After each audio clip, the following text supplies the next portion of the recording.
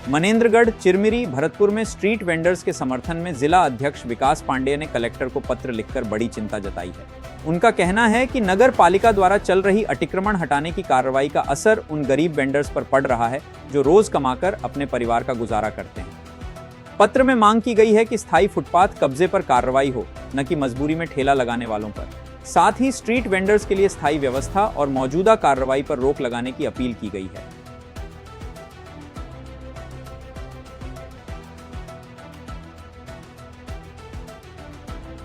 नमस्कार दोस्तों, मैं प्रदीप पाटकर अभी एमसीबी जिले में हूँ और यहाँ पर एक समस्या है। हमारे साथ जुड़ चुके हैं आम आदमी पार्टी के जिला अध्यक्ष और मनेंद्रगढ़ की मूलभूत सुविधाओं से बहुत सारे लोग यहाँ के जो स्ट्रीट वेंडर्स थे उनको समस्या उत्पन्न हो रही, क्योंकि नगर पालिका और जिला प्रशासन का अविचल निर्देश है कि अतिक्रमण हटाया जाए। हम इस विषय में जिला अध्यक्ष जी से बात करेंगे। अभी आज हाल ही में वो कलेक्टर साहब को ज्ञापन भी सौंपे हैं और पूरी विस्तृत बातें जानेंगे कि किस प्रकार की बातें हैं और कैसी समस्याएं हैं जो आप कलेक्टर साहब तक पहुँचे हैं और आम लोगों की बातों को लेकर पहुँचे हैं। नमस्कार प्रदीप भाई, मेरा नाम विकास पांडेय है। आपने बताया अभी जिला अध्यक्ष की जिम्मेदारी। आज हमने कलेक्टर साहब को ज्ञापन दिया है कि मनेंद्रगढ़ में लगातार लोगों को ना रोजगार दिया जा रहा है, ना उनके बसावट, उनके जीवन यापन की व्यवस्था है, लेकिन नगर पालिका अतिक्रमण जरूर कर रही है। लगातार लोगों का दुकान गिरा रही है, छोटे ठेले गिराए जा रहे हैं, छोटे मजदूरों को, डेली कमाने खाने वालों, रेहड़ी वालों को परेशान किया जा रहा है।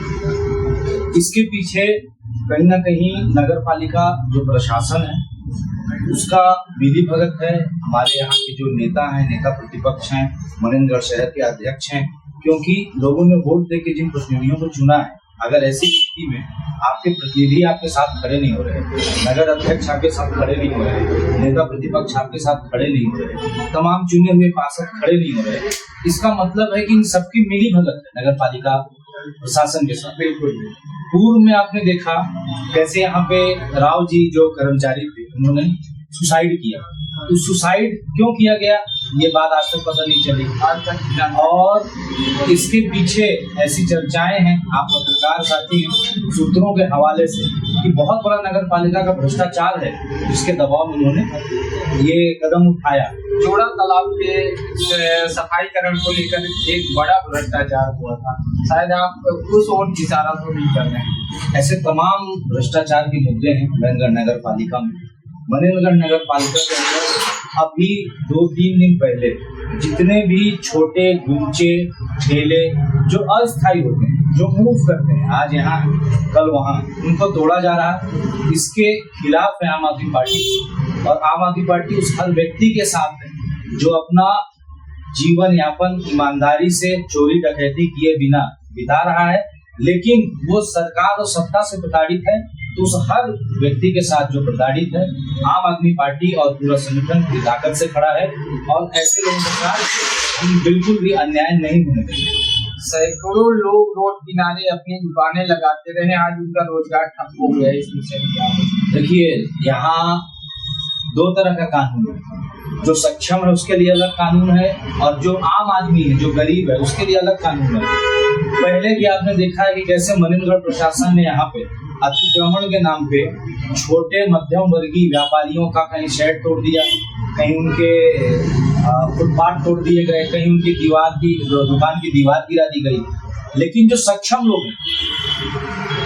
लोग हैं, जो बड़े लोग हैं, पैसे वाले हैं, जो पॉलिटिकल पकड़ रखते हैं, उनके घरों के जो नाली, उनके घरों की जो सीढ़ी है वो आज भी नगर पालिका के नाली के ऊपर है, लेकिन उनका आज भी नहीं टूटा है। आप देखेंगे जाके। बिल्कुल जैसा आप बोल रहे हैं, जिला प्रशासन की तरफ बिल्कुल कड़ी कार्रवाई कर रहा है अतिक्रमण को लेकर, लेकिन आप क्षेत्र में कहीं भी चले जाइए, अवैध रूप से खरीदी बिक्री भूमि को होती है। इस विषय में आप थोड़ा सा हमारे दर्शकों को बताएं। देखिए, जमीन की जो अवैध खरीद बिक्री है वो बिल्कुल गलत है, नहीं होना चाहिए। शासन को इस ओर ध्यान देना चाहिए, नहीं बिल्कुल देना चाहिए। शासन का तो इसमें मेरा मानना है कि मिली भगत, बिना प्रशासनिक मिली भगत के, बाबुओं के मिली भगत के ये काम हो ही नहीं सकता है। आज ऐसे सैकड़ों केस हैं महेंद्रगढ़ में जिनको जनरल के नाम ट्रस्टी की जमीन बेची गई है, जिनका पहले से रजिस्ट्रेशन था, पट्टा था, दोबारा उसको बेच दिया गया है। ऐसे तमाम मामले आप पत्रकार साथी के माध्यम से आते रहते हैं मार्केट में, लेकिन जनता को जो ठगा जा रहा है ये अवैध रजिस्ट्री करा के, इसमें भूमि के जो दलाल हैं हमें, इनके साथ साथ अधिकारियों भी हैं। छत्तीसगढ़ में विष्णुदेव साय की सरकार है, आप उनसे क्या अपील चाहते हो? सरकार से क्या अपील करेंगे? आप आज ज्ञापन लेके आए हैं प्रशासन को ज्ञापन दिए हैं, और सरकार किस प्रकार से जगाने का काम करेंगे इस विषय में, जहां आम लोगों के साथ इस प्रकार का अत्याचार हो रहा है, जो अपना रोजगार रोड में दुकान लगा के रोजगार पा रहे हैं उनको सीधे हटा दिया जा रहा है। इस विषय में सरकार से आप क्या अपील करेंगे? देखिए, हम लोग विपक्ष के लोग हैं और हमें इस बात का पूरा भरोसा है कि ये साय सरकार पूरी तरह से निकम्मी सरकार है। भारतीय जनता पार्टी का चाल चरित्र कहने की बातों में और उनकी गतिविधियों में भारी अंतर होता है।